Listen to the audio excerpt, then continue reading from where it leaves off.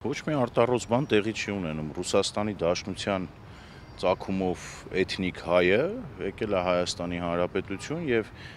հայ առաքելական եկեղեցու ինստիտուտի հետևում թաքնված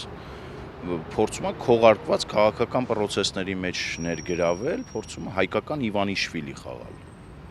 Այլևս կարող ենք սա հստակ արձանագրել, որ հայկական Իվանիշվիլիու սցենարն է կիրառվում Կիրիենկոյի եւ Կիրիենկոյի կողմից գործուղված անձանց միջոցով, այստեղ ոչ մի արտառոց բան չկա, մութսենյակում պետք չի սև կատու փնտրել, հա, Սամվել Կարապետյանը նույն ինքը Տաշիր Սամոն եկել է Հայաստանի Հանրապետություն քաղաքական process-ներ գեներացնելու համար։ Հիմա կասեք բայց նա Հայաստանի Հանրապետության քաղաքացի չէ, ես էլ կասեմ, որ իր եղբայրը երեք պարծենում էր 3 առաջի օրը, որ ինքը 30 տարի քաղաքականության մեջ է եւ ինքը լավ գիտի ամեն ինչ։ Սա է տեղի ունենում, թե չէ, գիտեք, պետք է դադարեցնել ուղղակի հայ առաքելական եկեղեցու ինստիտուտի ետևում թաքնվելը։